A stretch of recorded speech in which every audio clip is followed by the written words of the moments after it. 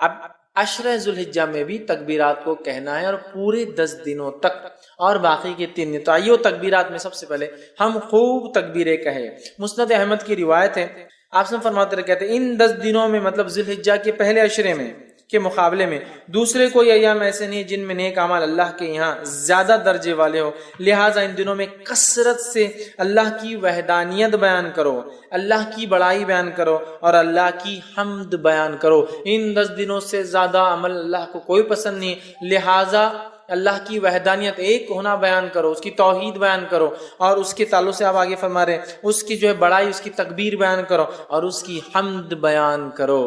ٹھیک ہے، اب آئیے اللہ کی وحدانیت بیان کرنے سے کیا مراد؟ لا الہ الا اللہ یہ کہنا، یہ وحدانیت ہے نا۔ اسی طرح اللہ کی جو تکبیر بیان کرنے سے کیا مراد؟ اللہ اکبر کہنا، اور دیگر تکبیرات جو اللہ کی بڑائی بیان کرتی ہے وہ کہنا۔ اسی طرح جو اللہ کی حمد بیان کرنے سے کیا مراد؟ اس کی تعریف بیان کرنا، اس کی پاکی، اس کی تعریف بیان کرنا، یہ اس سے مراد ہے۔ اور پہلے ذوالحجہ سے لے کر 10 ذوالحجہ تک جو تکبیرات کہتے ہیں ان تکبیرات کو مطلق کہا جاتا ہے، یاد رکھیے۔ تو پہلے ذوالحجہ سے لے کر 9 ذوالحجہ تک جو تکبیرات انسان بیان کرتا ہے اسے تکبیر مطلق کہتے ہیں، مطلب وہ تکبیریں جو مطلق ہیں۔ اور 10 ذوالحجہ سے لے کر 13 جو تکبیر بیان کرتی ہے اس کو کہتے ہیں تکبیر مقید، وہ قید ہوتی ہے، کسی عمل کے ماتحت چلتی ہے، یاد رکھیے۔ تو یہ تکبیرات ہیں۔ اب کیا تکبیرات بیان کریں؟ تو آئیے کچھ چند تکبیرات جو ثابت ہے وہ آپ کے سامنے رکھ رہا ہوں، جو ہم بیان کر سکتے ہیں۔ پہلی روایت مصنف ابن ابی شیبہ کی ہے، اس کے اندر آتا ہے کہ آپ جو تکبیر بیان کر رہے ہیں بڑائی وہ ہے اللہ اکبر اللہ اکبر اللہ اکبر لا الہ الا اللہ واللہ اکبر وللہ الحمد۔ یہ سب سے کامن ہے جو ہم لوگ عموماً کرتے ہیں۔ اللہ اکبر اللہ اکبر اللہ اکبر 3 بار ہے۔ لا الہ الا اللہ نہیں کوئی معبود سوا اللہ، اللہ بڑا ہے اللہ بڑا ہے اللہ بڑا ہے، نہیں ہے کوئی معبود سوا اللہ کے، واللہ اکبر اور اللہ بڑا ہے، وللہ الحمد اور ساری تعریف اللہ کے لیے۔ تکبیر اور اللہ کی حمد دونوں ایک ساتھ آ گئی، یہ سب سے مشہور اور معروف ہے، یہ آپ پڑھ سکتے ہیں۔ دوسرا جو پڑھ سکتے ہیں جو ثابت ہے وہ یہ ہے الفاظ اللہ اکبر کبیرہ، ٹھیک، اللہ اکبر کبیرہ والحمد للہ کثیرہ وسبحان اللہ بکرۃ واصیلا۔ دوسرا آپ یہ کر سکتے ہیں اللہ اکبر کبیرہ والحمد للہ کثیرہ وسبحان اللہ بکرۃ واصیلا، یہ آپ دوسرا کر سکتے ہیں۔ تیسرا آپ جو کر سکتے ہیں اللہ اکبر اللہ اکبر اللہ اکبر کبیرہ، اللہ اکبر اللہ بڑا اور اللہ سب سے بڑا ہے، یہ بھی ثابت اللہ اکبر اللہ اکبر کبیرہ، ٹھیک ہے۔ اس کے علاوہ جو ثابت ہے فتح الباری میں جو روایت آتی ہے اس میں یہ ہے اللہ اکبر کبیرہ اللہ اکبر، یہ الفاظ بھی جو ہے آپ ادا کر سکتے ہیں۔ اس کے علاوہ ایک اور جو الفاظ ثابت ہے وہ یہ ہے سبحان اللہ والحمد للہ لا الہ الا اللہ واللہ اکبر اللہ اکبر وللہ الحمد۔ یہ تمام تسبیحات آپ کثرت سے ان ایام میں پہلے سے لے کر 13 تک کثرت سے بیان کر سکتے ہیں۔ صحابہ کا ان ایام میں کیا معمول تھا، جو میں نے رکھا تھا نا کہ تکبیرات آپ نہیں پڑھتے، وجوہات شرم آتی فلاں، صحابہ کا کیا معمول تھا؟ آئیے امام بخاری نقل کرتے ہیں کہ عبداللہ ابن عمر رضی اللہ عنہما اور ابو ہریرہ رضی اللہ عنہ، یہ دونوں صحابی جو ہے ان 10 دنوں کے اندر بازار کی طرف جاتے اور بازار میں جاتے اور اتنے زور سے تکبیر کہتے ہیں کہ لوگ بھی ان کی تکبیرات کو سن کر وہ بھی تکبیر کہتے ہیں۔ اب اگر ہمارے دور میں کوئی تکبیر بولتا گیا تو ایک تو پاگل ڈکلیئر ہو جائیں گا، ایکسٹرا آرڈنری، حد سے زیادہ کہیں کو دکھاوا کر رہے بھیا تم، یہ کرنا والی چیز، اگر یہ دکھاوا ہوتی صحابی کبھی نہیں کرتے تھے، یہ کرنے والے اعمال، تو یا تو وہ ہو جائیں گا یا تو پھر اللہ کا ولی ڈکلیئر ہو کے عام لوگوں سے بڑا ہو جائیں گا، اللہ کا ولی بھائی ہم نہیں کر سکتے، نیکسٹ آگے یہ ہو جائیں گا معاملہ۔ صحابہ نکلتے تھے اتنی زور سے بولتے تھے کہ سننے والے غفلت میں ہیں، بازار میں لوگ مارکیٹ میں بھول گئے، یار یاد آ گیا ذوالحجہ چالو ہے اور اس کے اپنی نہیں بولو تکبیرات بیان، تو اتنی زور سے بیان کرتے ہیں کہ لوگ ان کی تکبیرات سن کر تکبیر بیان کرتے ہیں۔ عبداللہ بن عمر رضی اللہ عنہ کے تعلق سے آتا کہ مینا میں اپنے خیمے میں، مطلب حج کے لیے جاتے، مینا میں اپنے خیمے میں اتنی زور سے تکبیر بولتے کہ آواز مسجد میں چلی جاتی تو مسجد والے تکبیر بولتے، مسجد والے تکبیر بولتے تو آواز بازار میں چلی جاتی تو بازار والے تکبیر بولتے، اور چنانچہ روایت میں آتا ہے کہ مینا تکبیرات سے گونج اٹھتا تھا، بخاری کی روایت، مطلب وہ یہاں بولتے تو مسجد والے سن لیتے، مسجد والے بولتے تو بازار والے سن لیتے، بازار والے بولتے تو اتنی زور سے آواز ہوتی کہ پورا مینا آواز سے گونجتا تھا، لوگ تکبیرات لوگ بیان کرے، جیسے حج میں ہوتا ہے نا، تو یہ حج میں تو کرنا ہی ہے، بازار میں بھی کرتے تھے، مطلب یہ حج کو نہیں کہتے شروعات میں، بازار میں بھی کرتے چلتے پھرتے، تو ہمیں خوب تکبیرات اس مہینے میں بالخصوص 1 سے لے کر 10 اور 10 سے لے کر 13 تک بیان کرنا ہے۔ تو اسے پتہ چلا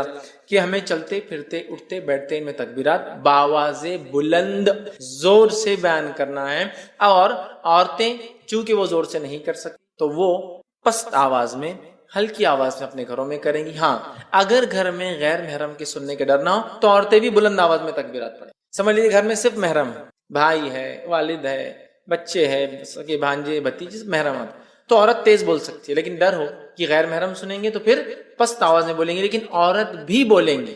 اور میں تو کہتا ہوں عورت ہی پہلے بولے تو پھر بچے بھی بولیں گے، بچے تو ماں سے ہی سیکھیں گے، بہرحال تو عورت بھی بول سکتی ہے، ٹھیک ہے۔ تکبیرات کے علاوہ ان ایام میں ہمیں کیا کرنا ہے؟ تو ان ایام میں ہمیں روزے رکھنا ہے۔ کون سے؟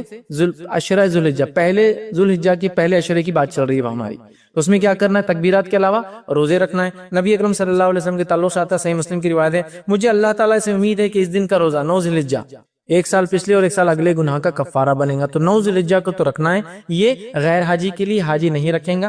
اس کے علاوہ ان مہینے کے اندر جو روزے آپ رکھیں گے اس میں ایک روزہ جو مشہور اور معروف ہے وہ یہ ہے، جس کے تعلق سے روایت اس طرح سے آتی ہے، سنن ابو داؤد کی روایت ہے کہ آپ صلی کی زوجہ مبارک ایک زوجہ فرماتی اور کہتی ہے کہ نبی اکرم صلی اللہ علیہ وسلم جو ہے ذوالحجہ مطلب 9 ذوالحجہ کا روزہ، اس کے بعد جو ہے یوم عاشورہ کا روزہ، ہر ماہ کے 3 روزے، اور ایک روایت میں ذوالحجہ کے پہلے 9 روزے، 9 ذوالحجہ عرفے کا روزہ، اور جو ہے 10 محرم کا روزہ، اور ایام میں 20 مہینے کے 3 روزے کبھی نہیں چھوڑتے۔ اور ایک روایت میں الفاظ ہے آپ صلی اللہ علیہ وسلم پہلے 9 روزے ذوالحجہ کے پہلے مطلب پہلے عشرے کے پہلے 9 دن کے روزے اور 10 محرم کا روزہ، اور اسی طرح ایام میں 20 مہینے کے 3 دن 13، 14 اور 15 یہ روزے کبھی نہیں چھوڑتے۔ تو اس روایت میں 9 روزے کے تذکرہ ہے، پہلے 9 روزے، تو پتہ چلا اس مہینے میں روزے بھی رکھنا چاہیے۔ مسند احمد کی روایت ہے، آپ نے فرمایا کہ تعلق سے آتا ہے، فرمایا آپ صلی اللہ علیہ وسلم کبھی 4 کام نہیں چھوڑتے، عاشورے کا روزہ، عشرہ ذوالحجہ کے 9 روزے مطلب پہلے عشرے کے 9 جو ہے دن کے جو ہے فاسٹنگ روزے، اور مہینے کے 3 روزے آپ صلی اللہ علیہ وسلم، اور فجر کی 2 سنتیں، 4 عمل کبھی نہیں چھوڑتے۔ اس میں بھی کیا آ گیا؟ 9 روزے آپ صلی اللہ علیہ وسلم کبھی نہیں چھوڑتے تھے۔ تو عشرہ ذوالحجہ میں روزہ بھی رکھیے، تکبیرات، روزہ، 9 روزے رکھ سکتے ہیں، 9 نہ بھی ہو پائے تو کم از کم ایک تو ضرور رکھیے، عرفے کے دن کا روزہ، ٹھیک ہے۔ الحمدللہ ہم تمام مرد اور خواتین اس خطبہ جمعہ کے لیے جمع ہوئے ہیں۔ انشاءاللہ عزیز اس مختصر سے وقت میں آپ تمام کے سامنے کل سے جو ایام، کل سے جو دن چالو ہونے والے ہیں اس کی فضیلت کے تعلق سے کچھ باتیں رکھوں گا، اور اللہ رب العزت نے موقع دیا تو پھر اگلے جمعہ ہم جو ہے ابراہیم علیہ السلام اور قربانی کے تعلق سے کچھ باتیں دیکھیں گے۔ تو بہرحال جو دن ہم پر آنے والے ہیں ان دنوں کے تعلق سے جو اس کی اہمیت ہے، جو اس کی فضیلت ہے، اگر اس کو ہم سمجھ لیں تو یاد رکھیں یہ سب سے افضل دن ہے، سب سے بہترین دن ہے اعمال کے اعتبار سے جو ہم پر آنے والے جو 10 دن ہیں، یاد رکھیں۔ تو ذوالحجہ کی جو پہلے 10 دن ہیں، یاد رکھیں یہ 10 دن بہت زیادہ اہمیت کے حامل ہے۔ یہ بڑی افسوس کی بات ہے کہ ہم لوگ ان ایام کو یوں ہی گزار دیتے ہیں۔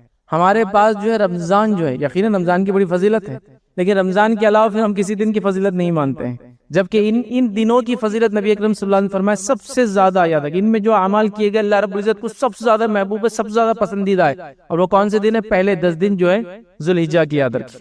یقیناً راتوں کے اعتبار سے رمضان کی راتیں شب قدر افضل ہے، یاد رکھیں، لیکن دن کے اعتبار سے یہ دن سب سے افضل ہے۔ تو بہرحال وہ دن آنے والے ہیں، ہمیں چاہیے کہ ان دنوں کے اعتبار سے ہم اپنے آپ کو تیار کریں۔ تو آئیے مختصر سے وہ اعمال جو ان 10 دنوں میں ہمیں کرنا ہے وہ آج میں آپ کے سامنے رکھوں گا، تاکہ جب یہ دن چالو ہو جائے تو ہم جو ان چیزوں کو اپنا روٹین، اپنا جو ہے معمول بنا لیں۔ تو سب سے پہلی چیز یاد رکھیں، ذوالحجہ کی جو فضیلت ہے وہ فضیلت میں سب سے بڑی اور سب سے اہم فضیلت یہ ہے کہ ذوالحجہ کا مہینہ یاد رکھیے حرمت والے مہینے میں سے ایک مہینہ ہے۔ حرمت والے مہینے یاد رکھیے ان کی تعداد 4 ہے، یاد رکھیے 3 تو ایک ساتھ آتے ہیں، کنٹینیوسلی ایک کے بعد آتے ہیں، ذوالقعدہ جو گزر رہا ہے آج آخری دن ہو سکتا ہے، ذوالحجہ اور محرم، یاد رکھیے 3 ایک ساتھ آتے ہیں، اور رجب کا ایک مہینہ یاد رکھیے وہ بیچ میں آتا ہے، یاد رکھیے۔ تو ایسے 4 حرمت والے مہینے ہیں جو 3 پے در پے ایک کے بعد ایک آتے ہیں، اور ایک جو ہے بیچ میں آتا ہے، یاد رکھیے وہ ہے رجب کا مہینہ۔ اور مشرکین مکہ چونکہ لوٹ مار وغیرہ آس پاس کے علاقوں میں عرب زیادہ کرتے تھے، تو وہ لوگ 3 مہینوں کو حرمت والے ایک ساتھ نہیں مناتے تھے، تو وہ کہتے تھے کہ محرم کا مہینہ یہ بار جو ہے سفر کے بعد آئیں گا، وہ اس کو چینج کرتے رہتے مہینے کو، مطلب کسی سال جو ہے 2 ذوالحجہ اور ذوالقعدہ اور ذوالحجہ ایک ساتھ آتے اور کہتے ابھی سفر ہے اس کے بعد کا مہینہ، وہ چینج کرتے تھے مہینوں کے، تاکہ 3 مہینے اگر ایک ساتھ حرمت والے آئیں گے تو لوٹ مار وہ نہیں کر سکیں گے، ٹھیک ہے۔ نبی اکرم صلی اللہ علیہ وسلم نے کہا کہ اب زمانہ گھوم گھام کر اس کے اصلی وقت پہ آ چکا ہے، چونکہ جس سال نبی اکرم صلی اللہ علیہ وسلم نے حج کیا اس سال جو ہے یہ سب سے جو ہے معاملہ صحیح تھا، اور 3 مہینے ایک کے بعد ایک جو ہے عرب کاؤنٹ کر رہے تھے، یاد رکھیں۔ تو بہرحال ذوالحجہ یاد رکھیے حرمت والا مہینہ ہے. اب حرمت والے مہینے کی خصوصیت کیا کیا کرنا ہے اس میں اور کیا چیز نہیں کرنا ہے. تو حرمت والے مہینے میں یاد رکھیے ہم کو گناہ اور معصیت سے بچنا ہے. اب کوئی یہ سوال کر سکتا ہے کہ دوسرے مہینوں میں کیا بچنا نہیں ہے؟ تو ویسا نہیں یاد ہے کہ دوسرے مہینوں میں بھی بچنا ہے، ان مہینوں میں زیادہ بچنا ہے یاد رکھیں. ٹھیک، اور ان مہینوں کے اندر نیکی میں اضافہ کرنا ہے، نیکی میں زیادتی کرنا ہے اور آگے بڑھنا ہے یاد رکھیں. تو حرمت والے مہینے یاد رکھیے ان کا بڑا احترام ہے، گناہوں سے بچنا ہے، نیکیوں میں اضافہ کرنا ہے اور آگے بڑھنا ہے یاد رکھیں. لیکن افسوس کی بات یہ ہے کہ حرمت والے مہینے کب آتے ہیں اور کب چلے جاتے ہیں اکثر ہم کو پتہ بھی نہیں چلتا ہے، کیونکہ اسلامی تاریخ یا وہ کیلنڈرز جنرلی یہ چلتے نہیں ہیں. بہت مشکل سے کوئی اردو نیوز پیپر ہو تو اس میں ہی وہ تاریخ آتی ہے اگر آپ کو عربی ڈیٹ دیکھنا ہے، کیونکہ ہمارے جو ایپس وغیرہ ہوتے ہیں وہ بھی ایڈجسٹ کرنا پڑتے ہیں کیونکہ وہ چینج ہوتا ہے نا، ایک ایک دن کم ہوتا جاتا ہے ہر مہینے، تو بہت مشکل ہوتا ہے یاد رکھیں. تو لہٰذا ہم تو یاد بھی نہیں رکھ پاتے، لیکن یاد رکھیں ان مہینوں کو. 3 مہینے تو بہت آسان ایک ساتھ آتے ہیں اور ایک مہینہ جو ہے رجب کا ہے اس کو یاد رکھیے. تو یہ حرمت والے مہینے، نیکی کرنا ہے، گناہوں سے بچنا ہے. دوسرا کام ان 10 دنوں میں خاص طور سے، حرمت والا مہینہ تو مکمل ہوا لیکن ان خاص 10 دنوں کے اندر جو عمل کرنا ہے یاد رکھیے اس کے تعلق سے چند باتیں آپ کے سامنے رکھتا ہوں. پہلی چیز یہ مسند احمد کی روایت ہے، نبی اکرم صلی اللہ علیہ وسلم فرماتے کہتے ہیں ان 10 دنوں سے بڑھ کر کوئی دن ایسا نہیں جس میں کیا گیا عمل اللہ تعالیٰ کے یہاں زیادہ عظیم اور زیادہ محبوب ہو. مطلب ان 10 دنوں میں کیے گئے اعمال اللہ کے نزدیک سب سے عظیم ہیں اور سب سے محبوب ہے یاد رکھیں. کوئی دنوں میں مطلب اس کے علاوہ کسی دن میں کیا گیا عمل اللہ کے نزدیک اتنا عظیم اور محبوب نہیں ہے جتنا ان 10 دنوں میں. ایک تو حرمت والا مہینہ ہے، پھر اس میں ان 10 دنوں کی مخصوص خصوصیت ہے کہ اللہ تعالیٰ کو ان 10 دنوں میں کیے گئے اعمال سب سے زیادہ عظمت رکھتے ہیں، سب سے زیادہ عظیم ہیں اور سب سے زیادہ اللہ ان اعمال کو ہی پسند کرتا ہے یاد رکھیں. تو لہٰذا دوسری بات پتہ چلی حرمت والے مہینے کے بعد ان ایام میں، ان پہلے 10 دنوں میں، یہ جو پہلا عشرہ ہے یاد رکھیے، 10 دنوں کو یاد رکھیے عشرہ کہہ رہے ہیں ہم، تو 10 دن جو یاد رکھیے اس میں اللہ تعالیٰ کو سب سے زیادہ پسند ہے عمل جو بھی بندہ کرتا ہے یاد رکھیے. روایت کے اندر نبی اکرم صلی اللہ علیہ وسلم سے سوال ہوا کیا جہاد فی سبیل اللہ بھی نہیں؟ جو آپ یہ کہہ رہے ہیں کہ سب سے زیادہ اللہ کو ان دنوں میں کیے گئے اعمال پسند ہے تو کیا جہاد فی سبیل اللہ بھی نہیں؟ مطلب سب سے زیادہ ان دنوں میں عمل پسند ہے جہاد سے بھی زیادہ؟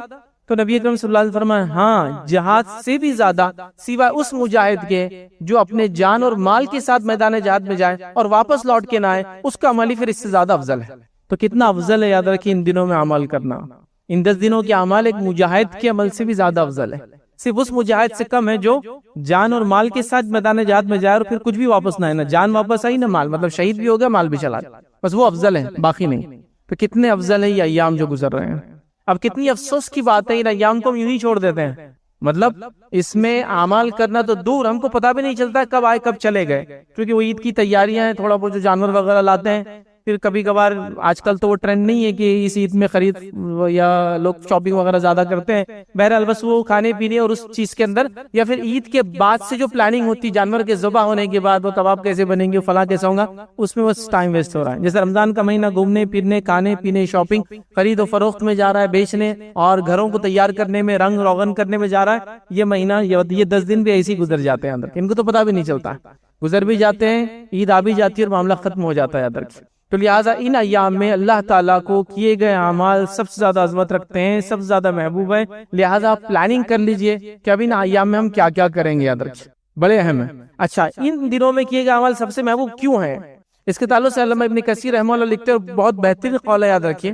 وہ کہتے ہیں کہ یہ وہ ایام ہیں جن کے اندر 5 عبادتیں مل جاتی ہیں، اور ان دنوں کے علاوہ یہ 5 عبادتیں سال میں کبھی نہیں ملتی ہے.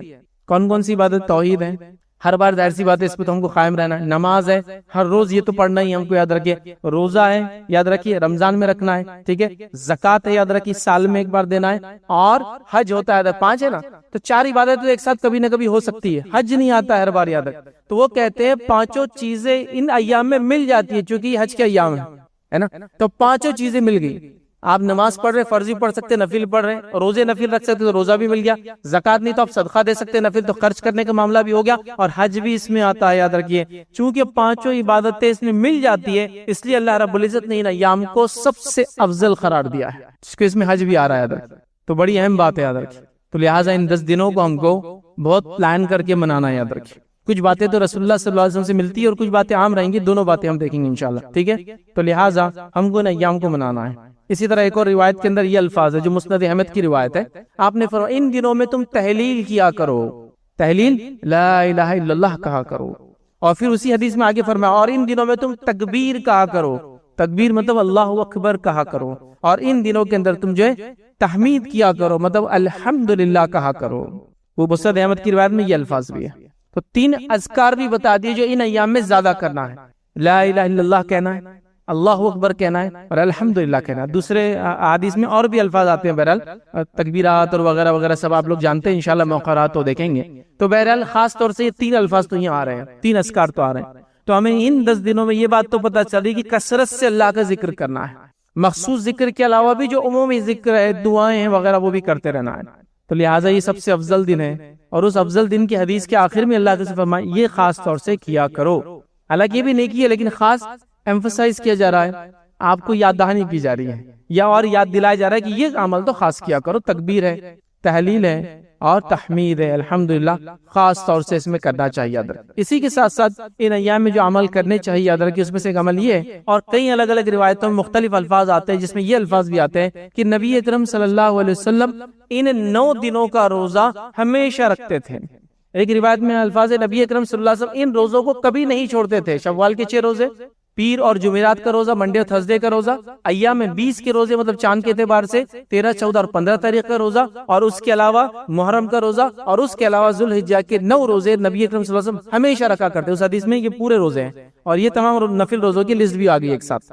تو یہ 9 دن کے روزے نبی اکرم صلی اللہ علیہ وسلم ہمیشہ رکھا کرتے تھے۔ تو یہ سنت بھی ہوا، سنت موقعہ بھی ہوا۔ تو جو شخص روزہ رکھ سکتا ہے ان 9 دنوں میں روزہ رکھے۔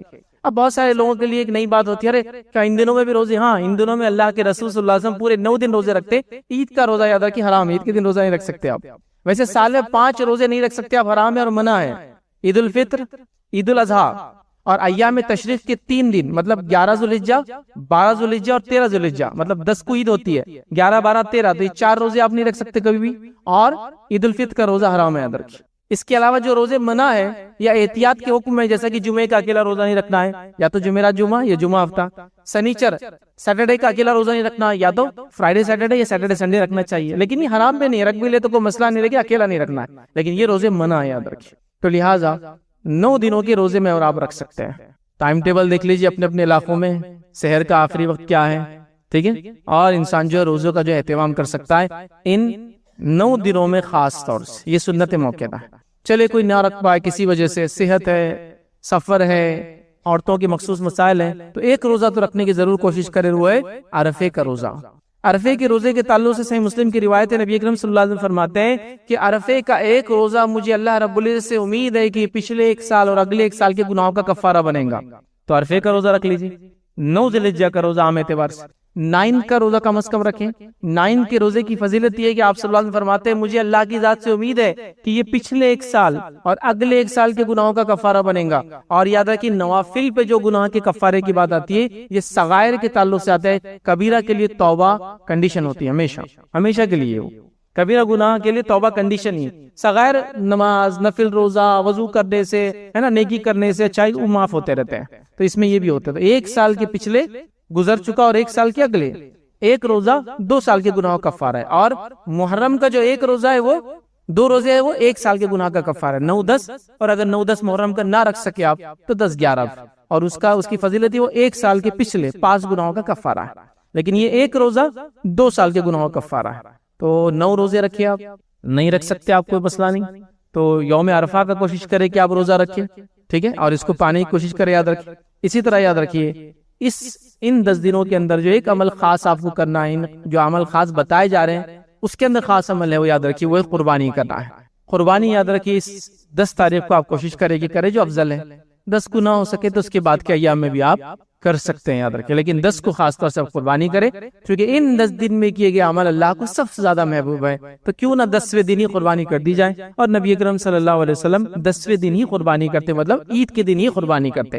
اس کو یوم النحر کہتے ہیں، قربانی کا دن نہیں ہے، یوم عرفہ 9 کو کہتے ہیں، اس کو یوم النحر کہتے ہیں، ٹھیک ہے، پھر ایام تشریق شروع ہو جاتے ہیں اس کے بعد، تو لہٰذا ہم 10 کو قربانی کریں، یاد رکھیں۔ اور 10 کے دن یاد رکھیے خون بہانے سے زیادہ افضل کوئی عمل نہیں، یاد رکھیے، اللہ کے رسول فرماتے ہیں 10 کے دن سب سے افضل عمل خون بہانا ہے، مطلب قربانی کرنا ہے، بات یاد رکھیے، اور اسپیسیفک ورڈ ہے، یاد رکھیے کیا ہے، خون بہانا سب زیادہ پسند ہے۔ مطلب کیا ہے، مطلب یہ نہیں ہے کہ آپ صدقہ کر دے قربانی کے بدلے کہ چلو جانور کتنے کا آ رہا ہے 10,000 کا تو میں 10,000 صدقہ کر سکتا ہوں، نہیں، خون بہانا ہے، قربانی اس سینس میں دینا ہے پیسے خرچ کر کے نہیں، جانور کو ذبح کر کے۔ لیکن اس کے بارے میں قرآن نے بھی بات بیان کر دی جو خطبے کے سٹارٹ میں نے آپ کے سامنے پڑھی تھی، اور اللہ نے فرمایا لن ینال اللہ لحومھا ولا دماؤھا ولکن ینالہ التقوی منکم، نہیں پہنچتا ہے اللہ کے پاس جانوروں کا خون اور گوشت، ان کا نہ لحومھا ولا دماؤھا، نہ ان کا گوشت پہنچتا ہے اللہ کے پاس، نہ خون پہنچتا ہے، ولکن ینالہ التقوی منکم، لیکن اللہ کے پاس جو چیز پہنچتی ہے وہ تمہارا تقوی ہے، جو تم نے جس نیت سے قربانی کی وہ اللہ کے پاس پہنچتا ہے، خون اور گوشت نہیں پہنچتا۔ تو اللہ رب العزت نے جو قربانی کو حکم دیا وہ کوئی اس سینس میں نہیں ہے کہ اللہ کو خون پسند ہے، وہ تو پہنچتا بھی نہیں اللہ تعالیٰ کو، وہ انٹینشن ہے، وہ نیت اس سے قربانی کی، وہ واقعہ ہے جس کی وجہ سے قربانی کی، وہ سنت ہے نبی نے جو بتائی اس کی وجہ سے قربانی کی، اور قربانی کا ایک جذبہ اس قربانی نے ہمارے اندر جگایا، پھر اس جذبے کے بعد ہم نے جو قربانی کی لوگوں میں تقسیم کیا، غریبوں میں بانٹا، لوگوں نے کھایا اور پیا، سال کے کم از کم 2-4 دن تو لوگ جو ہے کھائے اور پیے اور اچھے سے رہے، تو اس کا پورے سماج کو بھی فائدہ ہوا۔ تو اللہ کو نہیں ہوتا کچھ فائدہ اس قربانی کا، عید کا، اللہ ویسا معبود نہیں، اس کو خون بہانے میں خوشی ہوتی ہے، وہ خون بہا کے اس سے کچھ فائدہ ہوتا ہے، وہ تمہارے لیے، اللہ کو نہیں پہنچتا، کچھ نیت پہنچتی ہے اللہ کو سب۔ اب یہ قربانی کا عمل کہاں سے آیا؟ بس مختصر رکھتا ہوں، واقعہ انشاءاللہ اگلے جمعہ دیکھیں گے۔ قربانی کا عمل ابراہیم علیہ السلام سے آیا، اور ابراہیم علیہ السلام نے جانور کی قربانی دینے سے پہلے سب کچھ قربان کر دیا تھا، سب کچھ قربان کر دیا تھا، اپنی زندگی، اپنی جوانی، زندگی پوری اور اپنی جوانی بھی، اپنا گھر، اپنا وطن، اپنی بیوی، اپنا بچہ، اپنے جسمانی اعتبار سے اللہ نے حکم دیا 80 سال سے زائد عمر ختنہ کرو، اور ختنہ کا جب حکم آیا تو آپ کے پاس کچھ نہیں تھا، آپ نے کلاڑی سے اپنی ختنہ خود اپنے ہاتھ سے کر لی، اور وہاں سے ختنہ کا سلسلہ چالو ہوا، اور ساری قومیں جو ابراہیم علیہ السلام کو مانتے، چاہے یہود اور نصارہ اور مسلمان، سب ختنہ کرواتے، یاد رکھیں۔ تو آپ نے ہر چیز قربان کی، اللہ نے جو ڈیمانڈ کیا اور وہ حاضر کر دیا، یہ قربانی کا جذبہ ہے۔ تو وقت، زمین، حالات، زندگی، جوانی، بیوی، بچہ، جو اللہ نے ڈیمانڈ کیا، ان سے جب بھی کہا، انہوں نے کہا بس میں تیار ہوں قربانی کی۔ اور اس کا فائدہ کیا ہوا؟ قرآن کے تعلق سے یاد رکھیے بہت ساری بار یہ بات دیکھی گئی ہے کہ لوگ قرآن کے تعلق سے، اس کے فضائل کے تعلق سے بہت ساری باتیں کہتے ہیں، لیکن بہت ساری مرتبہ وہ باتیں قرآن کے فضائل، فوائد، فائدوں، بینیفٹس کے تعلق سے بولتے ہیں جو سنت سے ثابت ہی نہیں۔ مطلب قرآن کے اگر فضائل، اس کے فائدے اٹھانا ہے، یا تو قرآن بتائے کہ اس کے کیسے فائدے اٹھائے جائیں گے، یا تو سنت نبوی میں، مطلب نبی اکرم صلی اللہ علیہ وسلم حدیث میں بیان کریں کہ قرآن کے یہ فضائل ہیں۔ لیکن آج ہم دیکھتے ہیں ہمارے پاس قرآن کے تعلق سے اتنی لا علمی ہے، اس پر ایمان لانے کے بعد جو اس کے حقوق ہیں کہ اس کو پڑھا جائے، اس کو سمجھا جائے، اس پہ عمل کیا جائے، اس کو دوسروں تک پہنچایا جائے، یہ تمام چیزوں سے ہماری زندگی اللہ رحم کرے خالی نظر آتی ہے۔ مطلب ایمان لانے کی جہاں تک بات ہے، بلیف کی جہاں تک بات ہے، تو ہم دعویٰ کرتے ہیں قرآن پہ ہم ایمان لائیں، لیکن باقی حقوق ترک کر دیتے ہیں۔ اسی طرح قرآن کے فضائل بھی ہے، ظاہر سی بات ہے، یہ کتاب بہت سارے جو ہے فائدے اپنے ساتھ لاتی ہے، اس کی تلاوت کے کئی فائدے ہیں، اتنے سارے کی جو بتائے گئے وہ بھی ہوتے ہیں، جو نہیں بتائے گئے وہ بھی ہمیں انشاءاللہ ملتے ہیں، کچھ دنیا میں ملیں گے، کچھ آخرت میں ملیں گے۔ لیکن قرآن کے تعلق سے کچھ فضائل گھڑ دیے گئے ہیں، لوگوں نے بنا دیے ہیں، لوگوں نے بتا دیے ہیں، عجیب و غریب فضائل مختلف صورتوں کے تعلق سے، اور ایسے بھی کچھ فضائل ہیں جو ثابت ہی نہیں ہے، چلیے کچھ ثابت ہے اور اس کو بڑھا دیا لوگوں نے۔ مطلب ایک چیز ثابت ہے کہ قرآن کی یہ صورت کی یہ فضائل ہے، اب لوگ بڑا چڑھا کر بتا رہے ہیں، تو یہ تو سمجھ میں آ رہا ہے کہ کچھ تو ہے، لیکن اس میں لوگوں نے اضافہ کر دیا، ایڈ کر دیا۔ حالت یہ ہے کہ کچھ بھی نہیں ہے جہاں، وہاں بھی اتنے ایڈیشنز کہ عجیب و غریب باتیں کہ یہ صورت کو اتنی بار پڑھ لے تو یہ فائدہ، وہ صورت کو اتنی بار وہ کر لے تو اس کا یہ فائدہ، یہ کام اتنی بار کر لے، یا یہ صورت یہ آیت کو پڑھ لے تو فلاں فائدہ، جو کہ ثابت نہیں ہے۔ دیکھیے قرآن یقیناً مومنوں کے لیے شفا ہے، جیسے کہ اللہ رب العزت نے خود قرآن میں بیان کیا وَنُنَزِّلُ مِنَ الْقُرْآنِ مَا هُوَ شِفَاءٌ وَرَحْمَةٌ لِّلْمُؤْمِنِينَ، کہ ہم نے قرآن کو نازل کیا جس کے اندر شفا اور رحمت ہے مومنوں کے لیے۔ تو قرآن نے تو خود واضح کر دیا اس میں شفا بھی ہے اور رحمت بھی، لیکن وہ شفا کیسے حاصل کرے اور رحمت کیسے ملے، یہ میں اور آپ تو نہیں طے کر سکتے نا، یہ تو جس نے نازل کیا، جس کا کلام ہے اللہ، وہ بتائے، یا جس پر نازل ہوا محمد رسول اللہ صلی اللہ علیہ وسلم، وہ بتائے۔ لیکن ہمارے پاس اتنے فضائل مختلف صورتوں کے ہم نے خود ایجاد کر لی۔ اچھا، یہ عجیب و غریب بات ہے، جس کے فضائل ثابت ہے وہ غائب ہے، جس کے ثابت نہیں ہے وہ ایسے دھڑلے سے چالو، اسی کو انتہا نہیں۔ اب کوئی یہ سوال کر سکتا ہے بھائی قرآن تو ہے نا، قرآنی آیت تو ہے نا، قرآن کی سورے ہے نا، تو کیا ہوا پڑھ لیے تو، کیا ہوا گنتی طے کر لیے تو، کیا ہوا فکس تعداد بنا لیے تو، کیا ہوا ایک دن فکس کر لیے تو؟ میرے بھائی، ایک دوا جب ڈاکٹر لکھتا ہے تو وہی بتاتا ہے کہ اس کا استعمال کیسے کیا جائے. میں دوا ہی تو ہے نا، ہے طریقہ بھی بتایا جائے. تو قرآن ہے، یقیناً شفا ہے، رحمت ہے، برکت ہے، مغفرت ہے، دنیا اور آخرتی کامیابی ہے. لیکن یہ کامیابی کے لیے، یہ شفا، یہ رحمت، یہ برکت، یہ مغفرت کے لیے مجھے اور آپ کو اس کتاب کو ویسے ہی فالو کرنا پڑے گا جیسے بتایا گیا. خاص طور سے فضائل کے معاملے میں مسلمان بڑے کمزور نظر آتے ہیں. مانا یہ فضائل کے معاملے میں عمل سب سے زیادہ ہوتا ہے. کمزور کس معنی میں؟ کہ گھڑ لیے گئے ہیں، خود ایجاد کر لیے ہیں، سیلف جو ہم نے بنا لیے ہے کہ بھائی یہ فائدہ ہے قرآن کا. فضائل مطلب فائدہ. تو اب یہ تو یا تو قرآن بتائے میرا یہ فائدہ، یہ تو حدیث. تو بہت ساری قرآنی صورتوں کو ہم لوگوں نے خود بنا لیا ہے کہ اس کے یہ فضائل ہیں، اس کے یہ فوائد ہیں، اس کے یہ بینیفٹس ہیں، اس کے یہ ثمرات ہیں. یاد رکھیے کسی بھی چیز کے فضائل کے لیے یہ ضروری ہے کہ وہ ہمارے دین اور شریعت کا حصہ ہو، ہمیں بتائے گئے ہو. قرآن بھی اگر ہے اور اگر کسی مخصوص تعداد میں آپ اس صورتوں کو پڑھتے ہیں تو یہ بھی ضروری ہے کہ وہ ہمیں بتایا گیا ہو کہ ان صورتوں کو ایسی مخصوص تعداد میں پڑھنا چاہیے. تو آج میں انشاءاللہ عزیز قرآن کی چند صورتوں، بعض صورتوں کو میں نے اس لیے کہا کہ ہر صورت کے فضائل بیان کرنا ممکن بھی نہیں. میں کم بیش وہ فضائل بیان کروں گا جو حدیث میں واضح آتے ہیں، کلیئر کہا گیا، صورتوں کے نام لے کر کہے گئے. جیسا کہ سارے قرآن کے فضائل ہیں، مطلب قرآن مجید کے پڑھنے کے فضائل، تو وہ تو کچھ بھی بڑھیا فضائل ہیں. لیکن جہاں ہم بولتے ہیں مخصوص صورتوں کے تعلق سے، تو آج میں آپ کے سامنے قرآن مجید کے بعض صورتوں کے انشاءاللہ فضائل رکھوں گا.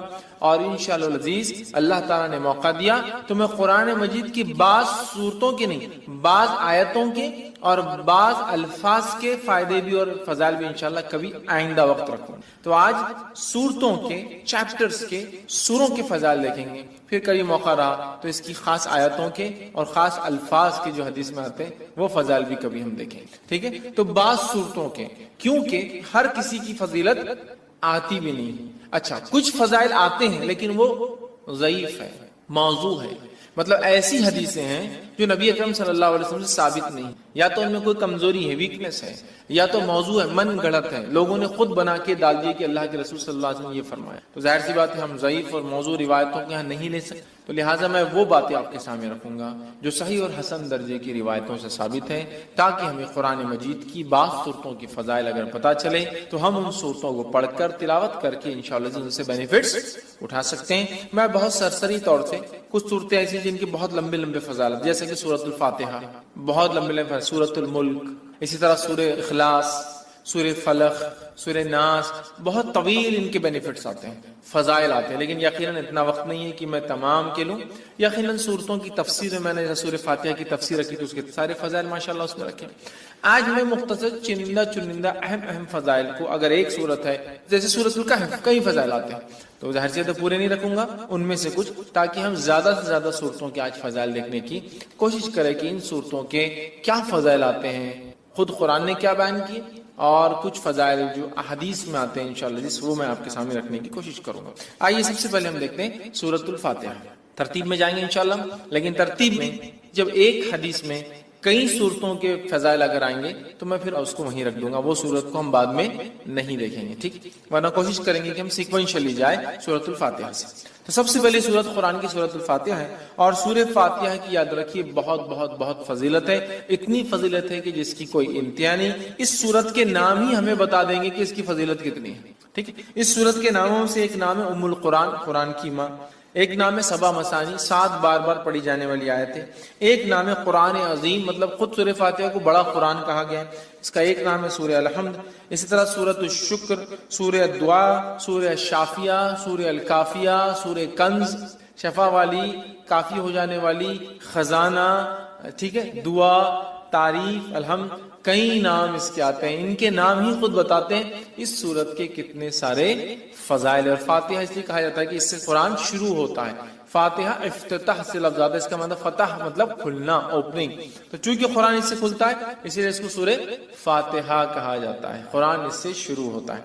آئیے اس کی فضائل میں سے ایک فضیلت جو آتی ہے وہ یہ ہے، جامع ترمذی کی روایت ہے جو حضرت ابی بن کعب رضی اللہ عنہ فرماتے اور کہتے ہیں رسول اللہ صلی اللہ علیہ وسلم فرمایا کہا، اس ذات کی قسم جس کی ہاتھ میں میری جان ہے، سورۃ الفاتحہ جیسی سورت نہ تو توریت میں نازل کی گئی، نہ تو انجیل میں نازل کی گئی، نہ زبور میں نازل کی گئی. یہ 7 آیتیں ہیں جو بار بار پڑھی جاتی ہے. یہی قرآن عظیم ہے اور جو مجھے دیا گیا ہے. تو یہاں دیکھیے سورۃ الفاتحہ کی فضیلت میں جو آپ بیان کریں، ایک ایسی سورت ہے جو اس سے پہلے نہ توریت میں نازل ہوئی، نہ زبور میں نازل ہوئی، نہ انجیل میں نازل ہوئی. ٹھیک ہے، اور یہی 7 مثانی ہے. مطلب قرآن نے کہا نا وَلَقَدْ آتَيْنَاكَ سَبْعًا مِّنَ الْمَثَانِي وَالْقُرْآنِ الْعَظِيمِ، اے نبی ہم نے آپ کو 7 بار پڑھی جانے والی آیتیں، سبعًا مِّنَ الْمَثَانِي وَالْقُرْآنِ الْعَظِيمِ، اور ایک بڑا قرآن دیا. جب پوچھا گیا یہ 7 بار پڑھی جانے والی آیتیں اور قرآن عظیم کیا ہے، تو کہا سورہ فاتحہ.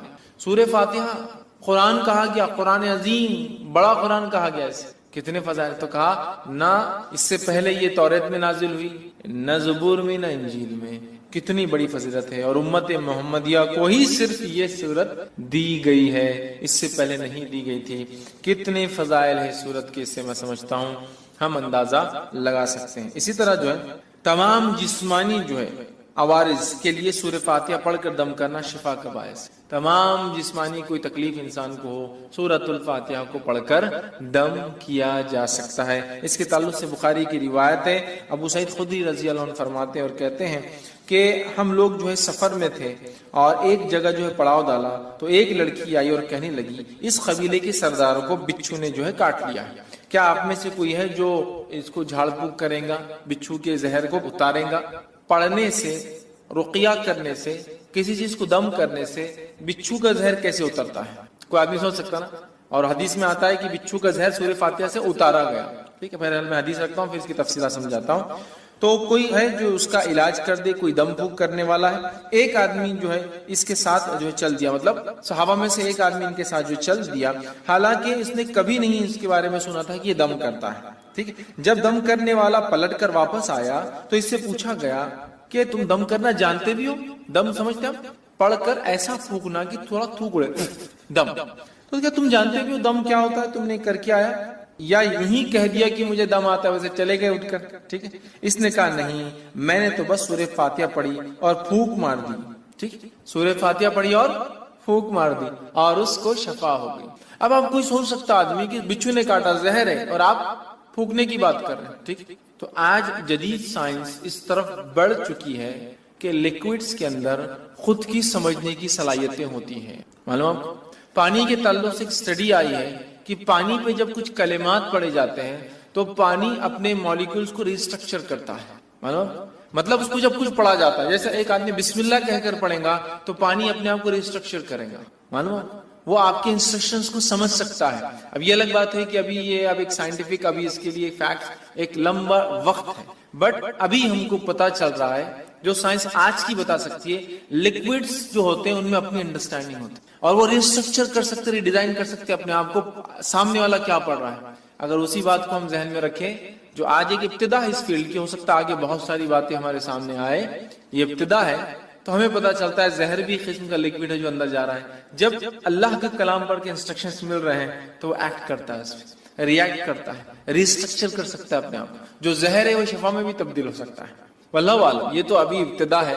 آگے آگے دیکھیے جو ہے سائنس دنیا کیا کیا ثابت کرتی ہے جو اسلام نے پہلے ہی بتا دیا ہے نا. آج بہت ساری تھراپی جس میں صرف پھونکا جاتا ہے اور سہلایا جاتا ہے. دیکھا آپ مساج، خالی پھونکتے ہیں اور ایسا ایسا یوں کرتے ہیں، ملتے ہیں. صرف مساج نہیں، صرف یوں ملیں گے، سر پہ ہاتھ پھیریں گے، باڈی پہ ہاتھ پھیریں گے اور بولتے ہیں اس سے علاج ہوتا ہے. جرمنی میں ایک سائنٹسٹ ہے، وہ پاگلوں کا یا لوگوں کا علاج کرتا ہے جن کو مرگی وغیرہ کی بیماری، ایپیلیپسی وغیرہ ہوتی ہے، اور وہ ان کو، حالانکہ نان مسلم ہے، کرسچن ہے، تجوید کے ساتھ قرآن پڑھاتا ہے اور اس کی تجزیے کے مطابق، اس کے ایکسپیریمنٹس کے مطابق وہ کہتا ہے اللہ لفظ کو جو تجوید کے ساتھ پراپرلی برابر ادا کیا جائے ایسا آدمی پاگل نہیں ہوتا. وہ مسلمان نہیں ہے لیکن اس کی تھراپی کہتی ہے کہ یہ لفظ کو صحیح بولنے سے مینٹلی آدمی اچھا رہتا ہے. سبحان اللہ. ٹھیک ہے، تو بہرحال تو زہر کا اتارا ہے، اس لیے میں نے کہا کہ جسمانی بیماریوں کا اس کے اندر علاج ہے. اسی طرح سورۃ الفاتحہ کی فضیلت یہ ہے، جادو، جن، مرگی یا کسی پر سایہ یا کسی چیز کا اثر ہو، بیماری اگر کسی انسان کو ہو اور صبح اور شام جو ہے 3 مرتبہ سورہ فاتحہ پڑھ کر دم کی جائے تو اس کو شفا مل جاتی ہے. جادو، کوئی اثر، آصیب جس کو کہتے ہیں، ٹھیک ہے، مرگی، ایپیلیپسی، اس جیسی کوئی بھی بیماری ہو انسان کو، اگر سورۃ الفاتحہ صبح اور شام 3 مرتبہ پڑھ کے دم کی جائے تو اس کو فائدہ ہوتا ہے. جس کے تعلق سے ابو داؤد کی روایت ہے، ایک لمبا واقعہ ہے. خارجہ بن سلت رضی اللہ عنہ کا جو اس کے راوی، وہ کہتے ہیں کہ ان کے چچا نے روایت کیا کہ وہ ایک سفر میں تھے اور وہ ایک جگہ سے گزرے جہاں ایک آدمی کو لایا گیا جو زنجیروں میں جکڑا ہوا تھا، مطلب اس کو باندھا ہوا تھا رسیوں وغیرہ میں.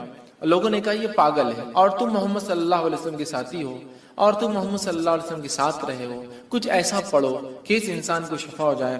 صحابہ اس کو صبح اور شام 3 مرتبہ سورہ فاتحہ پڑھتے اور اس پر دم کرتے، تھوکی لگاتے، تھوکتے کرتے، اور وہ کہتے تھوڑے دن یہ کیا اور اس کے بعد وہ آدمی ایسا فریش ہو گیا جیسے کہ غلام تھا، آزاد کر دیا گیا، ایک دم اچھا ہو گیا، شفایاب ہو گیا. ٹھیک ہے. اور جو ہے روایت بہرحال لمبی اور بھی بہت ساری باتیں اس میں. ہم کو جو فضائل لینا تھا وہ یہ تھے کہ اس کے پڑھنے سے ذہنی بیماری، پاگل پن، مرگی، جن، سایہ، جو بھی بہرحال بولتے لوگ، نظر بد، سب کا علاج الحمدللہ اس سورت کے. ٹھیک ہے. آئیے دوسرے سورۃ البقرہ. سورۃ البقرہ کی کیا فضیلت ہے اس کے تعلق سے میں سمجھتا ہوں بہت زیادہ بتانے کی ضرورت نہیں. یہ بڑی مشہور و معروف سورت ہے، قرآن کی سب سے بڑی سورت ہے. حدیث کے اندر اس کی فضیلت میں جو آتا ہے، جامع ترمذی کی روایت ہے، نبی اکرم صلی اللہ علیہ وسلم فرمایا کہ جس گھر میں سورۃ البقرہ تلاوت ہوتی ہے اس گھر میں شیطان داخل نہیں ہوتا ہے. میں یقیناً حدیث کے کمپلیٹ ورڈنگز نہیں رکھوں گا چونکہ ہمیں کافی صورتوں کی فضیلت دیکھنا ہے، بس سرسری طور سے بیان کرتا جاؤں گا. کوئی دیکھنا چاہے تو تفصیلات دیکھ سکتا ہے. تو جامع ترمذی کی روایت نبی اکرم صلی اللہ علیہ وسلم نے فرمایا اور کہا کہ جس گھر میں سورۃ البقرہ پڑھی جاتی ہے اس گھر میں شیطان داخل نہیں ہوتا ہے، یاد رکھیے. اسی طرح سورۃ البقرہ کے تعلق سے صحیح مسلم کی روایت میں جو فضائل آتے ہیں وہ کیا سنیے. سورۃ البقرہ کی تلاوت اور سماعت جادو کا بہتر علاج ہے. تلاوت اور سننا جادو کا علاج ہے. دوسرا، کوئی جادوگر سورۃ البقرہ پہ غالب نہیں آ سکتا. تیسرا فائدہ اسے پتہ چلا ہے اس کی تلاوت کرنے سے گھر میں خیر و برکت آتی ہے. چوتھی فضیلت معلوم ہوتی ہے اس کی تلاوت ترک کرنے سے گھر کی خیر و برکت سے انسان محروم ہو جاتا ہے. ٹھیک ہے. پانچواں فائدہ آتا ہے قیامت کے روز سورہ بقرہ اپنے پڑھنے والوں کے لیے مغفرت کے لیے جھگڑا کرے گا. 5 فضائل آتے صحیح مسلم کی روایت میں. ٹھیک ہے. اور ابو امامہ باہلی رضی اللہ عنہ اس حدیث کے راوی ہے. حدیث کے اندر جو آتا ہے وہ یہ ہے قرآن پڑھا کرو، وہ قیامت کے روز اپنے پڑھنے والوں کی سفارش کرے گا. خصوصاً 2 روشن صورتیں تلاوت کرو، سورۃ البقرہ، سورہ آل عمران. ٹھیک ہے. قیامت کے روز یہ اس طرح قطار میں آئیں گی جیسے بادل آتے ہوں یا 2 سائبان، مطلب 2 سائبان ہے یا پھر بادلوں کے جیسے ہی سایہ لے کر آئیں گے. ٹھیک ہے. یا جیسے قطار میں اڑنے والے پرندوں کی طرح یہ جو ہے آئیں گے اور اپنے پڑھنے والے کی طرف جھگڑا کریں گے. سورہ بقرہ اور سورہ آل عمران کی اللہ ان کی مغفرت کرو، ان کو معاف کر دو، تو جھگڑا کریں گے تو انہیں پڑھا کرو. ٹھیک ہے. ان کا پڑھنا باعث برکت ہے، برکت ہے، اور اس کا چھوڑنا باعث حسرت ہے، خیر و برکت چھین جاتی ہے اور جادوگر اس کا مقابلہ نہیں کر سکتے. 5 فضیلت ایک پورے قرآن کی بھی ہے. سورہ بقرہ اور سورہ آل عمران کا خاص نام لیا گیا، 2 نمبر اور 3 نمبر کا سورہ قرآن کا یہ. ٹھیک ہے. اسی طرح شیطان گھر میں داخل نہیں ہوتا ہے، جادو کا اثر ختم ہو جاتا ہے. اب اگر جادو ہو گیا ہے یا شیطان اندر آ گیا ہے تو بھاگ بھی جاتا ہے اس کے پڑھنے سے. مطلب ایک تو اندر نہیں آنے دینا، ایک تو جادو ہوگا تو علاج کرنا، اور ایک آگے تو ہکالنا. تینوں کام ہو سکتے ہیں سورہ بقرہ سے. سنیے حدیث کے اندر روایت ہے، حاکم کی روایت ہے، نبی اکرم صلی اللہ علیہ وسلم نے فرمایا اور کہا ہر چیز کی ایک چوٹی ہوتی ہے. قرآن مجید کی چوٹی اور فضیلت و عظمت کے اعتبار سے سورۃ البقرہ اس کی چوٹی ہے، پیک ہے، پینیکل ہے اس کا. ٹھیک ہے. جس گھر میں سورہ بقرہ پڑھی جاتی ہے شیطان سنتے ہی اس گھر سے بھاگ جاتا ہے. جس گھر میں سورۃ البقرہ پڑھی جاتی ہے شیطان سنتے ہی بھاگ جاتا ہے. ایول، برائی جتنی بھی ہے شیطان لاتا ہے نا، گھر سے بھاگ جاتی ہے. ٹھیک ہے. آئیے تیسرا سورہ، سورہ آل عمران. سورہ آل عمران کے تعلق سے آتا ہے قیامت کے روز، جو ہم نے پیچھے جو روایت دیکھی اس روایت میں تفصیلات آ چکی تھی صحیح مسلم کی روایت کے اندر، جہاں نبی اکرم صلی اللہ علیہ وسلم نے فرمایا 2 قطار یا تو پرندوں کی یا تو 2 سائبان، درخت جو بڑے سائیدار ہوتے، یا تو بادلوں کے جیسی 2 صورتیں آئیں گی اور اپنے پڑھنے والے کی سفارش بلکہ جھگڑا کریں گے ان کے لیے، نور ثابت ہوں گے ان کے لیے. اور روز قیامت جب کوئی سایہ نہ ہوگا تو 7 تو عرش میں ہے، اس کے علاوہ جن کو سایہ ملے گا ان میں سورۃ البقرہ اور سورہ آل عمران پڑھنے والے بھی، اور یہ 2 نور جیسے ثابت ہوں گے. ٹھیک ہے. تو سورہ آل عمران بھی اس میں شامل تھا، یہ نور جیسی ثابت ہوں، سایدار درخت جیسی ثابت ہو. یہ اس کے بڑے فضائل یاد رکھیے سورۃ آل عمران کے، اور یہ لڑیں گی، یاد رکھیے لڑیں گی. آئیے حدیث کے الفاظ سن لیجیے. نبی اکرم صلی اللہ علیہ وسلم کو، یہ مسلم کی روایت ہے، کو فرماتے ہوئے سنا ہے کہ قیامت کے روز قرآن مجید لایا جائے گا اور جو لوگ قرآن پر عمل کرتے تھے وہ بھی لائے جائیں گے. سورہ بقرہ اور سورہ آل عمران آگے ہوں گے. اس کے بعد نبی اکرم صلی اللہ علیہ وسلم نے ان دونوں صورتوں کی 3 مثالیں دی جنہیں میں آج تک نہیں بھولا. راوی کہتے ہیں اور وہ فرماتے ہیں وہ دونوں صورتیں بادل کے 2 ٹکڑوں کی طرح ہوں گی، مطلب سایہ دیں گی. 2 کالے رنگ کی جو چھتریاں ہوں گی جن میں روشنی چمک رہی گی، بادل جیسی ہوں گی. 2 چھتریاں ہوں گی ان میں روشنی بھی چمک رہی ہوں گی، ٹھیک ہے. اور 2 قطاریں پرندوں کی ہوں گی اور وہ اپنے صاحب کی طرف جو ہے جھگڑیں گی. 2 قطاریں پرندوں کی طرح ہوں گی اور وہ اس کو پڑھنے والوں کے لیے جھگڑا کریں گی اللہ سے. تو یہ 2 صورتیں بڑی اہم ہیں، سورہ بقرہ اور سورہ آل عمران. سورہ فاتحہ کی فضیلت ماشاءاللہ ہم دیکھ چکے ہیں. چوتھی جو ہم دیکھیں گے صورت وہ ہے سورہ ہود. اب بیچ بیچ میں بہت ساری صورتیں ہم چھوڑ چکے ہیں، ان کے بہت ساروں کی فضائل ثابت نہیں ہوتے ہیں، ٹھیک ہے، اس لیے ہم چھوڑتے چلیں گے. اس لیے بعض میں نے کہا جو بہت اہم ہے، اور بہت ساروں کے تعلق سے میں نے جیسا کہا کہ بہت ساری ضعیف روایتیں آتی ہیں تو میں وہ نہیں رکھوں گا آپ کے ساتھ، ٹھیک ہے. سورہ ہود کو ہم دیکھتے ہیں. سورہ ہود کی یاد رکھی بڑی فضیلت ہے، اور سورہ ہود کے تعلق سے جامع ترمذی کی روایت ہے. جو باتیں ہمیں پتہ چلتی وہ یہ ہے کہ سورۃ الہود سورہ نمبر 11، سورہ واقعہ سورہ نمبر 56 56، سورہ مرسلات سورہ نمبر 77 77، سورہ نبا سورہ نمبر 78 78، سورہ تکویر سورہ نمبر 81 81 جو ہے، ان صورتوں کی ایک ہی حدیث میں ایک ساتھ فضائل آتے ہیں. 5 صورتوں کی کیا فضائل ہے؟ عبداللہ ابن عباس رضی اللہ عنہ اس کے راوی کہتے ہیں ابوبکر صدیق رضی اللہ عنہ نے عرض کیا یا رسول اللہ صلی اللہ علیہ وسلم آپ بوڑھے ہو گئے ہیں. مطلب نبی اکرم صلی اللہ علیہ وسلم کے سر میں کچھ بال سفید نظر آنے لگے تھے، حالانکہ انس بن مالک رضی اللہ عنہ کہتے ہیں آپ کے بہت کم بال سفید تھے اور آپ تیل لگانے سے چھپ جایا کرتے تھے. تو اللہ کے رسول صلی اللہ علیہ وسلم سے ابوبکر صدیق نے پوچھا رضی اللہ عنہ کیا بات، بہت سارے بال آپ کے سفید نظر آئے. تب اللہ کے رسول صلی اللہ علیہ وسلم فرمایا مجھے سورہ ہود، سورہ واقعہ، سورہ مرسلات، سورہ نبا، سورہ تکویر نے بوڑھا کر دیا ہے. مطلب یہ صورتیں قیامت کا منظر پیش کرتی، یہ صورتوں نے قوموں کے واقعات پیش، یہ صورتوں نے قوموں کے ایمان نہ لانے پر کیسے عذابات آئے. سورہ ہود پڑھیا کتنی قوموں کے واقعات، نوح علیہ السلام کا واقعہ، صالح علیہ السلام کا واقعہ، شعیب علیہ السلام کا واقعہ، ہود علیہ السلام کا واقعہ ہے نا، کتنے واقعات. تو ان واقعات نے، ان قصوں نے، ان باتوں نے، جو واقعات یہاں ہوئے ہیں، جو قوموں کے ساتھ سلوک ہوا ہے، میری قوم بھی ایمان نہیں لا رہی، ان کے ساتھ بھی ہو سکتا ہے نا میرے بعد کے لوگ. تو اللہ کے رسول صلی اللہ علیہ وسلم یہ صورتیں نازل ہوئی تو آپ غور کر کے، فکر کر کے، سوچنے کی بنیاد پر آپ کے بال جو ہے سفید ہونے لگے. لیکن اس سے ایک بات جو پتہ چلی وہ یہ ہے یہ وہ صورتیں ہیں جن کے پڑھنے سے آخرت کی فکر پیدا ہوتی ہے. اس کی فضیلت ہے آخرت کی فکر، اور ایکسٹرا آرڈنری فکر کرنے سے آدمی بوڑھا ہونا شروع ہو جاتا ہے. بولتے ہیں لوگ ارے وقت سے پہلے بال سفید ہو، کیا فکر ہے تم کو؟ بولتے ہیں آخرت، اور آخرت بڑی اہم چیز ہے، یاد رکھیں. تو 5 صورتیں اس میں آ گئی. اسی طرح جو ہے سورہ بنی اسرائیل دیکھیں گے ہم، سورہ نمبر 17. سورہ بنی اسرائیل کے تعلق سے یاد رکھیے یہ بڑی اہم صورت ہے، اور نبی اکرم صلی اللہ علیہ وسلم کے تعلق سے جامع ترمذی کی روایت ہے. یوں آتا ہے عائشہ رضی اللہ عنہا فرماتی اور کہتی ہے نبی اکرم صلی اللہ علیہ وسلم اس وقت تک نہیں سوتے تھے جب تک سورہ بنی اسرائیل اور سورہ الزمر، سورہ الزمر، سورہ بنی اسرائیل سورہ نمبر 17، سورہ الزمر سورہ نمبر 39 39، سورہ الزمر کی تلاوت نہیں کر لیتے تھے.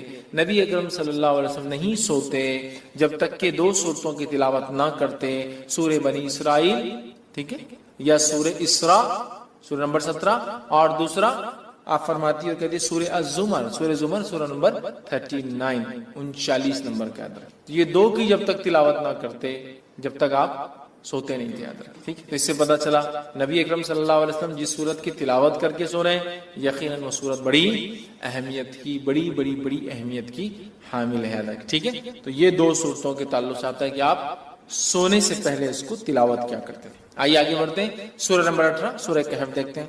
سورہ کہف بڑی مشہور اور معروف سورت ہے. صرف اگر اتنا کہہ دوں کہ نبی اکرم صلی اللہ علیہ وسلم نے تاکید کی کہ جمعہ کو پڑھا کرو ایوری فرائیڈے، تو میں سمجھتا ہوں اتنا ہی ہمارے لیے کافی. بٹ اس کے کئی فضائل آتے ہیں الحمدللہ. سورہ نمبر 18 سورہ کہف کی جو فضیلت آتی ہے وہ یہ ہے جو شخص اس کی ابتدائی 10 آیتوں کو حفظ کر لیں گا اور تلاوت کریں گا دجال کے فتنے سے محفوظ رہیں گا، دجال کے فتنے سے محفوظ رہیں گا. اور سورۃ الکہف کی ابتدا میں نوجوانوں کا واقعہ آتا ہے جو اپنے وقت کے بادشاہ کی فتنے سے محفوظ رہے جس نے اپنے آپ کو معبود، رب، گاڈ ڈکلیئر کرے. پورا واقعہ نا اصحاب کہف دا پیپل آف دا کیو، غار والے لوگ ہیں نا، پورا واقعہ ہے، اسی سے لفظ سورت کا نام بھی کہف ہے۔ سورہ نمبر 18 جو اس کی 10 آیتوں کا حفظ کر لیں گا اور اس کی تلاوت کریں گا فتنہ دجال سے بچ جائیں گا۔ اور آپ کو پتا ہے فتنہ دجال کیا ہے؟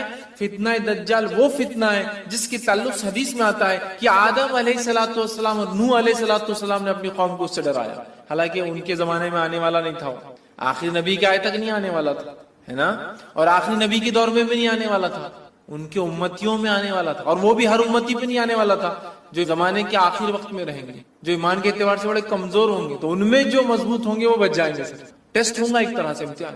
تو فتنہ دجال کا فتنہ وہ فتنہ ہے کہ آدم علیہ السلام، نوح علیہ السلام نے، اور حدیث میں آتا ہر نبی نے اپنی قوم کو اس سے ڈرایا۔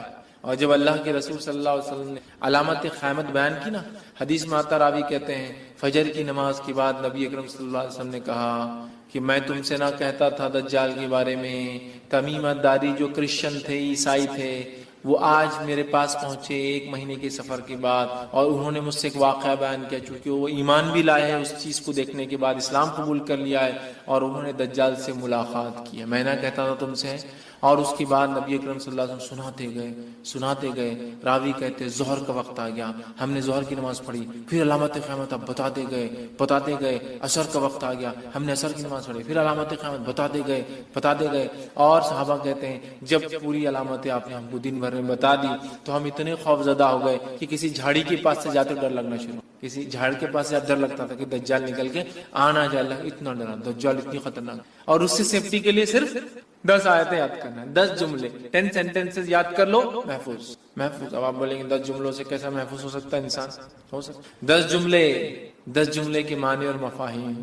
ابھی تو میں کہہ رہا ہوں نا، قیامت تک قرآن اپنے عجیب و غریب معجزے دکھاتا رہے گا۔ قرآن دیکھیے، ہر نبی کو اللہ نے قوم کے بھیجا، قوم ایمان بغیر معجزے کے نہیں لائی، میراکل کے، تو اللہ تعالیٰ نے اب چونکہ نبی نہیں بھیجیں گا تو ایک ایسا معجزہ میراکل قرآن بھیج دیا جو ہر دور میں اپنے آپ کو معجزہ ثابت کر کے رہیں گا، ہر ایج میں ثابت کریں گا۔ نبی اکرم صلی اللہ علیہ وسلم کے زمانے میں عربی اور لغت کا ایج تھا، شاعری کا ایج تھا، قرآن نے ثابت کیا۔ اس کے بعد کے زمانوں میں فلسفوں کو لوگوں نے آگے کیا، قرآن نے ثابت کیا۔ آج سائنس اور ٹیکنالوجی قرآن ثابت کرتا ہے، کل کوئی اور دور ہوگا قرآن وہاں بھی اپنے آپ کو۔ تو اس کی 10 آیتیں سورۃ الکہف کی، صحیح مسلم کی روایت ہے، ابو درداء رضی اللہ عنہ فرماتے ہوئے کہتے ہیں رسول اکرم صلی اللہ علیہ وسلم فرمایا جس نے سورہ کہف کی پہلی 10 آیتیں یاد کر لی وہ فتنے دجال سے محفوظ کر لیا گیا۔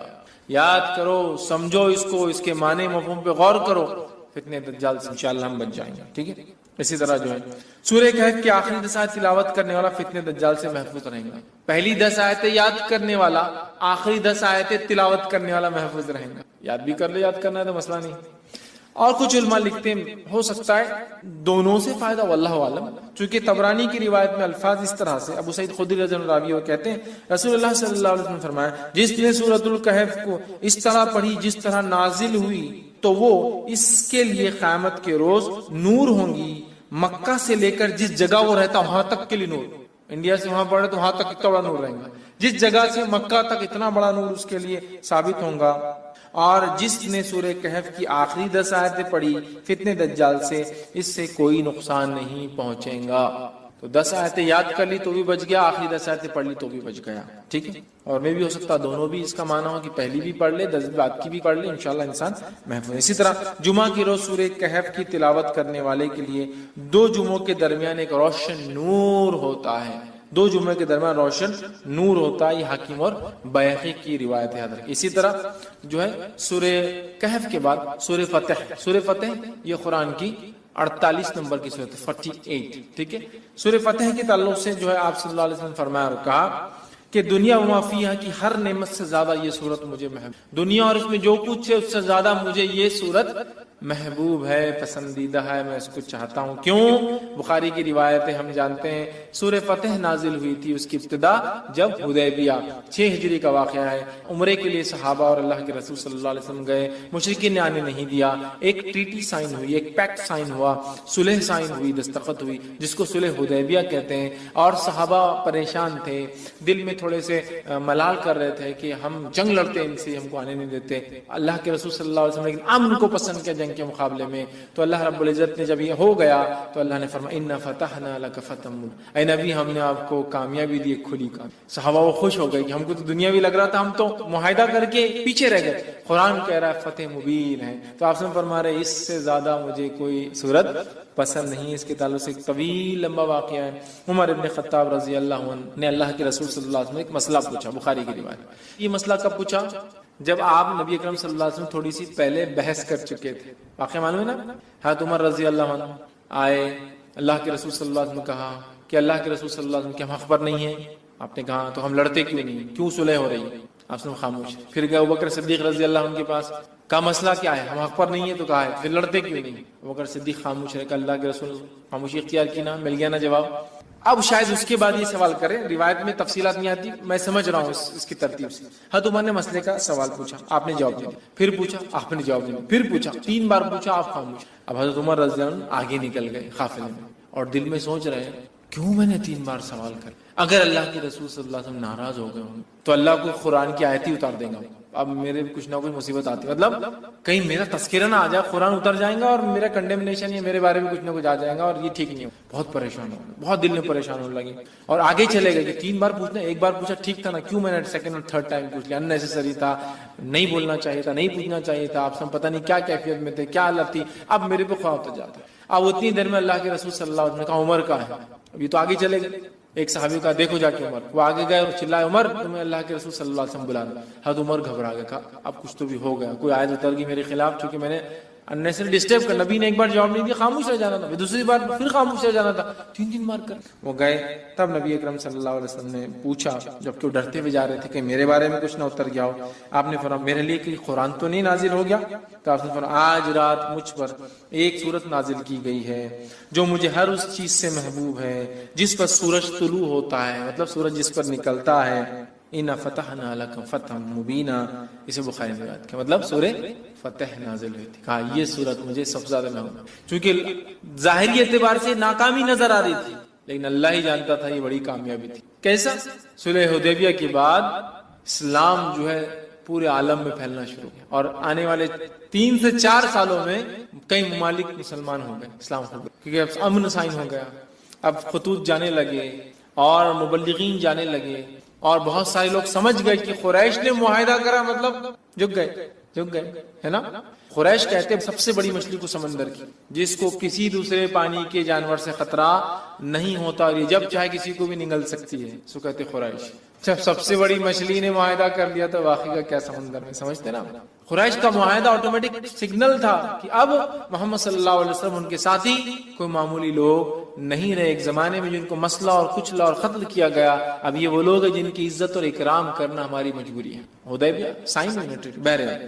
تو آپ نے کہا مجھے پسند ہے. اسی طرح سورہ ملک، سورہ نمبر 67 سورہ ملک کی بھی یاد رکھیے، بڑی جو ہے فضیلت جو ہے آتی ہے اور اس کے فضائل میں یاد رکھی آتا ہے جو نبی اکرم صلی اللہ علیہ وسلم کے تعلق سے آتا ہے کہ آپ نے فرمایا، جامع ترمذی کی روایت، حدیث کے الفاظ جابر رضی اللہ عنہ فرماتے اور کہتے ہیں کہ اللہ کے رسول صلی اللہ علیہ وسلم اس وقت تک نہ سوتے جب تک سورہ علم تنزیل مطلب سورہ سجدہ کو علم تنزیل بھی بولتے ہیں، اس کی ابتدا جو ہے، ٹھیک، علم تنزیل سورہ سجدہ سورہ نمبر 32 اور تبارک الذی بیدہ الملک سورہ نمبر 66 سورہ ملک سورہ تبارک الذی نہ پڑھتے جب تک نہ سوتے. سورہ سجدہ سورہ نمبر 32 اور سورہ ملک سورہ نمبر 67. اب کوئی آدمی سوچ سکتا سورہ بنی اسرائیل اور سورہ زمر ایک جگہ آ رہا ہے، بہت بڑی بڑی صورتیں 17 اور 39، کہیں آ رہا ہے سورہ ملک اور سورہ سجدہ 32 اور 67. تو ہو سکتا ہے نبی اکرم صلی اللہ علیہ وسلم کچھ صورتیں معمول پڑھتے ہوں گے اور کچھ صورتیں کبھی پڑھتے اور کبھی نہیں پڑھتے ہوں گے. جس نے جب جو دیکھا اس نے وہ عمل کو روایت کر دیا. سمجھ رہے ہیں بات کو؟ کچھ صورتیں آپ معمول پڑھتے ہوں گے، کنٹینیوسلی پڑھتے ہوں گے، اور کچھ صورتیں آپ کبھی پڑھتے ہوں گے اور کبھی نہیں. مطلب ایک سیٹ آف صورتیں آج، ایک سیٹ آف صورتیں کل. آپ اور ہم بھی کر سکتے ہیں، کبھی سورہ بنی اسرائیل اور سورہ زمر پڑھ کے سو گئے، کبھی سورہ ملک اور سورہ سجدہ پڑھ کے سو گئے، ہے نا. اور آپ سے کچھ صورتیں مسلسل مکمل ہمیشہ، سورہ اخلاص، سورہ فلق، سورہ ناس، چھوٹی چھوٹی ہمیشہ. تو یہ آپ کا معمول الگ الگ وقتوں میں رہا ہوں گا اور دیکھنے والے نے جب دیکھا اس نے وہ بات آپ کی روایت کر دی، یا واللہ عالم آپ سب ایک ساتھ کرتے ہیں، واللہ عالم، اللہ ہی بہتر. ٹھیک ہے.